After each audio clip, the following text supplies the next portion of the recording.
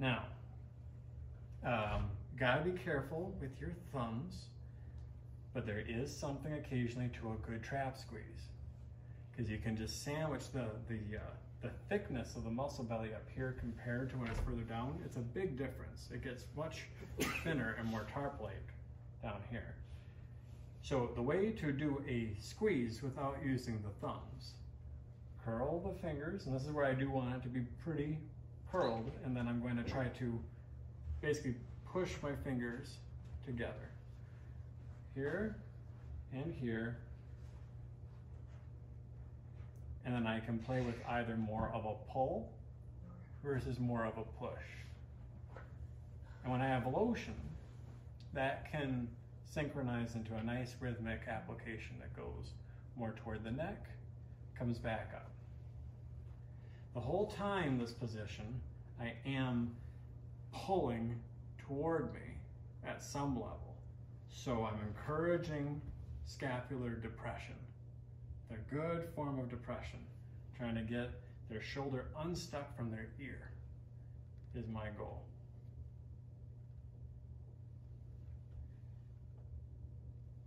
And there may be some trigger points hiding here. I remember she mentioned some tracking sensations that if I looked at a trigger point chart might correlate. So that's where I could tell the client, now if I ever find a spot that actually radiates out from where we're pushing, especially if it recreates a symptom, I knew it. So the way to typically find a trigger point in upper traps, if you're going to find it, is with the squeeze. So I'm searching. Is that it? Okay.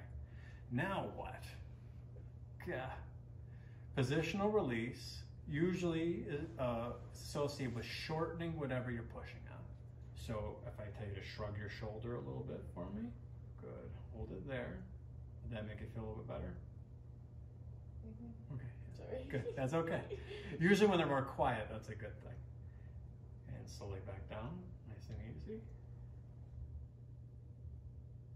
Okay, now the upper traps move two things. Your head as well. Can you lift your head up off the pillow just a touch? Okay. And slowly back down, nice and easy.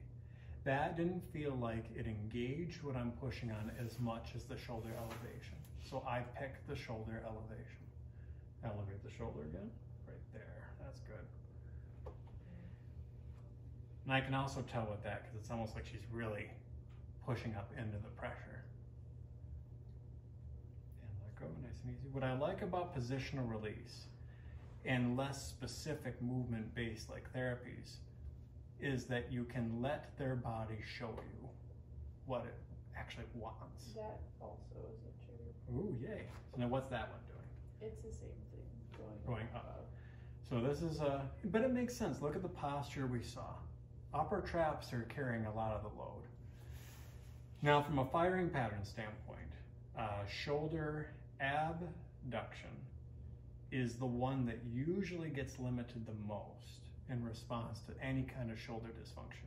Rotator cuff, capsular, everything. And the story there, just like the low back in this position, is that it should not be the spinal muscles that activate first.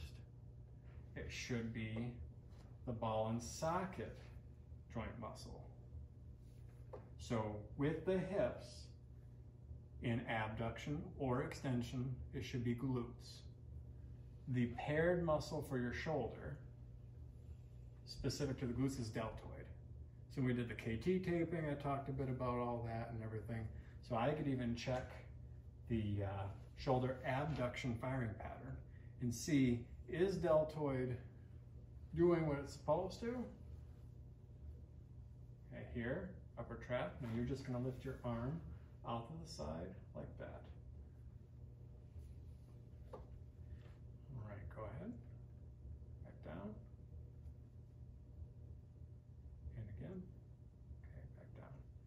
Now, I didn't test that prior to already working on that. But deltoid is firing. It's firing okay. Go ahead and just hold your arm right there. Don't let me push you down. Does that feel okay? Mhm. Good. And that's just a strength test to confirm, hey, it is doing all right. I'm not going to worry about that the deltoid is inhibited. It's more a case where the upper trap seems to not be dysfunctional related to abduction. It's dysfunctional related to elevation. So one of my favorite applications, a super easy go-to for upper trap levator scap, that common spot that everybody wants you to push on. It's a classic spot with the thumb, everything. It's just very sensitive because it's the levator scapularis attachment site at that superior angle of the scapula. Now, upper trap and levator scap both can elevate you, but levator scap and then along with pec minor will roll you forward as well. And what we end up with then is a winged scapula, an elevated scapula. It's an unhappy scapula. We need to inhibit here, have a person elevate, that'd be our contract, then relax, and then the antagonist contract. Super easy to coach, they just reach for their toes. And I'm telling you, the winner here is not the concentric shortening, it's the eccentric lengthening. Because this is the place where I can not only turn this off, but activate the stuff that actually pull the scapula back down in proper alignment. So, it's so easy because the positioning is already sets you up to be able to coach that. You just have to say, shrug your shoulder, reach for your toes. Now my positioning, I find those spots. Good old forearm. Sink in to when the pressure is just perfect. That's good. Okay. This hand, sometimes I rest it on the temples a little bit, but at the very least it's right here on the acromion. And then shoulder shrug up to me. Hold right there. Now coach that they control the deacceleration. So slowly let go. Slowly let go. Full relax. And then reach for your toes. Look for a nice stretch. You finding one? Mhm. Good. And slowly let go. Nice and easy. Sustain your compression. Sustained, stable compression. The fanciest technique there is. Okay, shoulder shrug. Hold right there. SSC. Sustained, stable compression. And slowly let go. And reach for your toes. Does that look a little further? Felt further. I'm convinced. And let go, nice and easy. Part of two, what you can look for is just how easy does it seem? Does it look like the motion was? Or how easy did it feel like it was? So shoulder shrug again.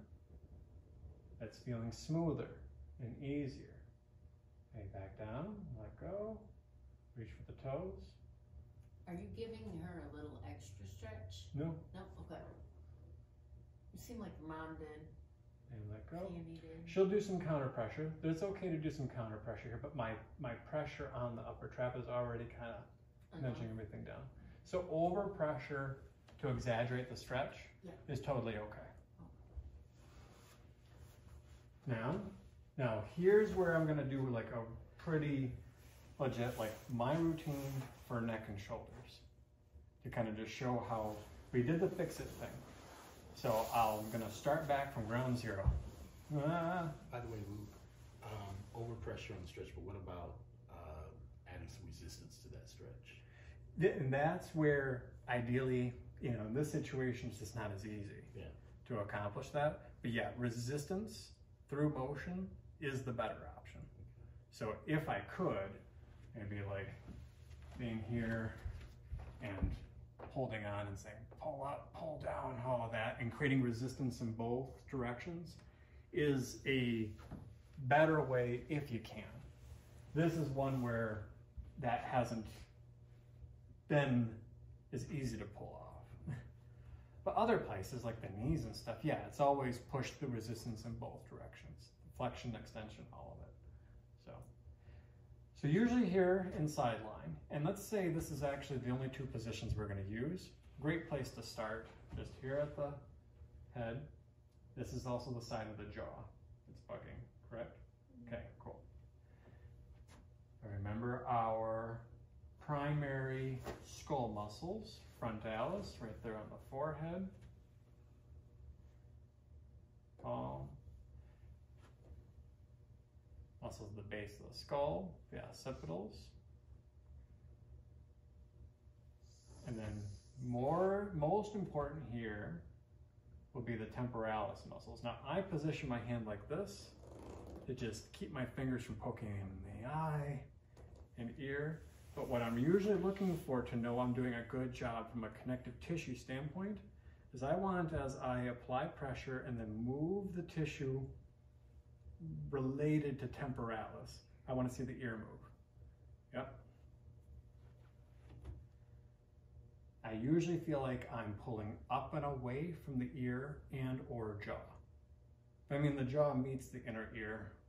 The bones of the inner ear probably used to be jaw bones. So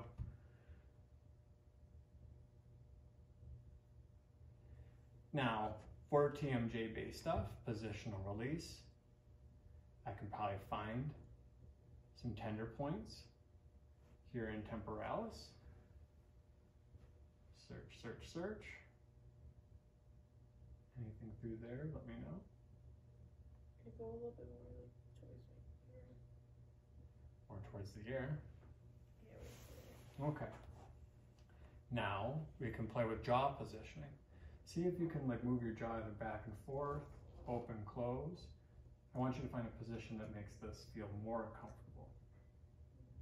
So you find it, hold it there. Retract the jaw over, shortened where I'm at. Wait, what am I supposed to do? Once you find the position that makes it feel better, hold it there. Okay. So move the jaw and hold it there, yeah? And then let go. Okay, clench, clench. And let go. Open and find that position of ease. Let go. Clench. And let go.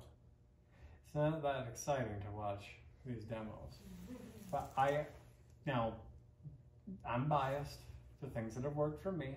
I have had better effects on TMJ working on the temples than I have working on masseter. So, and people seem to like it better. So, so I start there. Then here, the neck.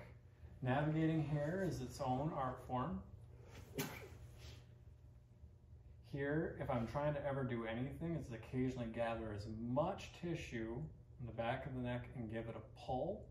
The idea is I'm trying to create some space for that nuchal ligament.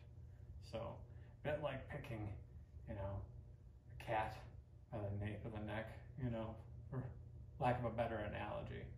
But we don't want to be pulling hair. So sometimes I check in, like, not pulling hair, everything good? Okay. Now, come through all this stuff.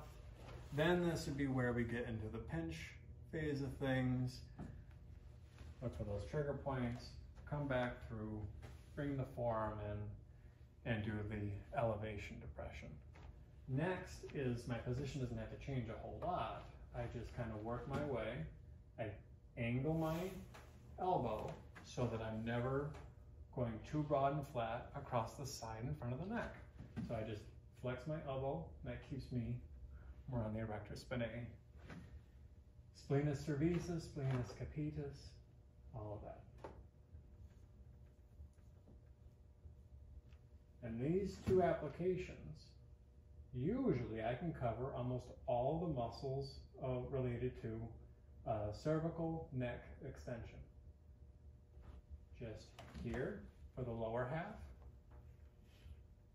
and here for the upper half. And just do those in some kind of rhythmic application. Here, and here. Well, give the atlas and the axis a good stretch? It'll Yeah. ideal. I mean, with best case scenarios, this kind of inadvertent movements we're creating will get anything to maybe shift. The atlas axis is more likely to be affected by our next part with the suboccipitals. So yeah, some yes, some maybe, some I don't know. But here, what you saw me talk about before was just making contact with upper trapezius and letting it guide me. I do this because it feels good, and I'm not doing it to apply a lot of pressure. My goal is to get to the base of the skull and find the suboccipitals. So I get a hold of the shoulder joint, make contact with the upper traps, glide and swoop, hit the base of the skull, shuffle my feet until I feel more stable, bend my elbow so I'm more posterior, and then sink in and be like, now these spots can be pretty intense, but you let me know when the pressure is just right, okay? Okay.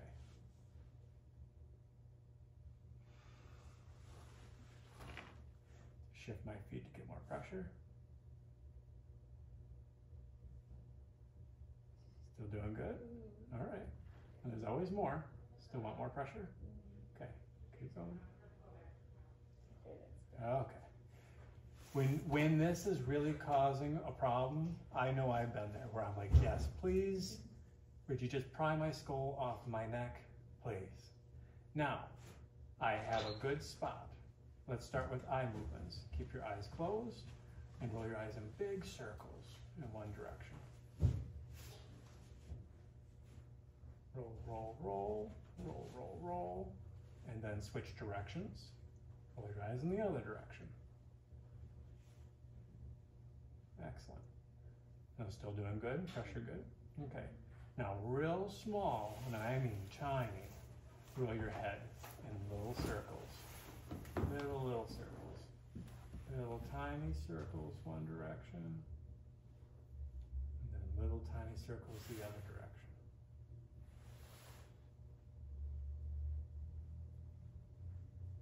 And good. Relax.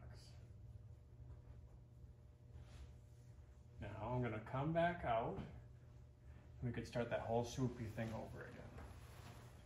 So I come in, swoop, find that spot. Now I'm going to actually let my elbow flatten out into extension. And that should get me on something that feels a little bit different. So tell me when the pressure is just right. That's good. Okay, too much? All right, and the same thing again. Roll your eyes around, circle in one direction,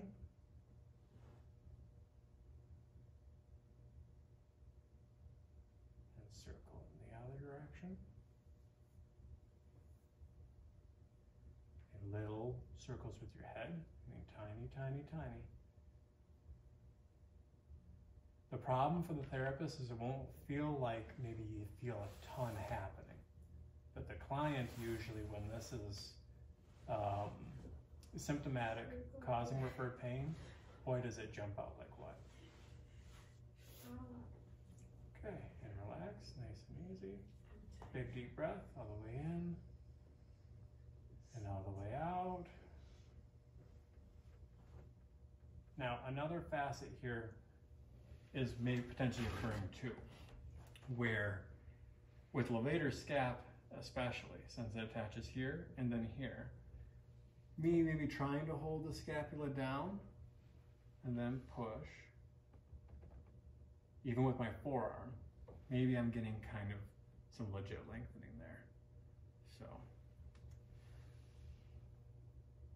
if you have to, if you're feeling scared about using the forearm, you can use your palm for some of this, but it's never gonna get the pressure delivery that's really gonna get those deep, deep suboccipitals, right?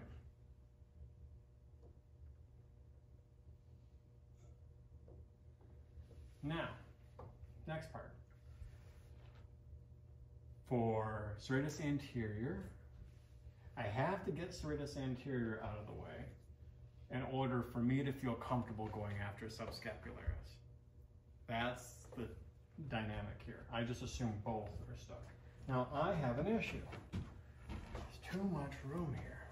So I maybe have to have you scoot toward me a little bit. Scoot, scoot. Just your upper body's fine. A little bit more. Sorry. There you go. That's good. You still comfy? Mm-hmm. So this positioning I know drives you crazy with trying to figure this out. Yeah. I know. So my dynamic is just go, ah, ah, and ah. Now sometimes your arm length to their arm length won't let this match up. But this is nice for me because it lets me apply force here on the lateral side of the body without losing contact with their arm. So, also with sheets, I can hold the sheets down here. So yep, you can just let your arm down. Now what I have to be doing here is trying to get on the lateral side of the lateral aspect of the scapula. So, scapula, scapula. I don't want to be too much on the bony edge of that. I have to try to get over onto the ribs and serratus anterior. And then ideally what happens is as I apply force, I kind of nudge the scapula away into retraction. And then as I glide down into depression. So I have to get my elbow over the lip and more onto the ribs, but I'm always thinking about the scapula as well as serratus anterior. So where it goes wrong is people come in like this, and then they're just right on the edge of the scapula. Mm-hmm. I have to get my elbow up in their armpit, and I know I'm safe because I'm not going to push pressure up into the armpit. I'm going to start here, flatten out. There we go. Something sank in. I heard an ah. All right, pressure. And there's a bit of a face. Okay, we start. Pressure off. I'm going to kind of try to flatten out a bit. Okay, 10 minutes just right. That's good. Okay. Now, you get to be the boss of what position feels the best, but try to kind of maybe push your arm down into me or wherever. Ideally, we make where I'm pushing feel better. Okay. Do you want me to push it? Yep, yep. Does that feel better to do? Now that's using adduction. Slowly let go, nice and easy.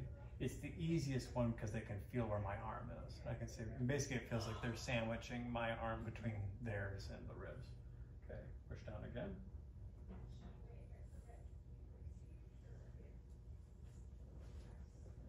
Good, let go. I always assume serratus anterior is a problem. I mean, obviously it is when we see a scapula that's overly protracted, but in many cases I have found probably just doing this really good, I don't need to do subscapularis. So why make somebody suffer if we don't have to? Okay, anything there? Yeah, it's pretty thick. Okay, a little less. Okay. Right there? Okay. Go ahead and try reaching towards the wall a little bit. How does that feel compared to pushing down? It hurts less. Okay, good. Relax. Okay, reach towards the wall. Try to make that scapula move. Like roll forward. There you go. How's that? That hurt more? Yeah. Okay, then relax. So sometimes you gotta play with just what's the nice thing to do. Not a lot of pressure, just rolling, rolling. There's a certain point where I don't want to aggravate things. So I'm gonna search for that spot. I feel something near here. Am I getting close? Yeah, right Okay, there. pressure. Now go ahead and push down into me. That felt like it worked the best. And relax, nice and easy. So although we're on serratus anterior, I'm using adduction as the way to get positional release to happen. I push down.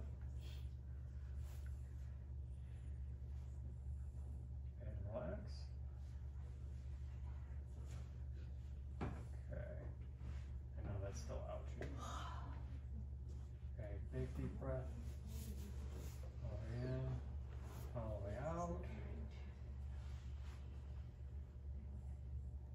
Okay, again, big deep breath.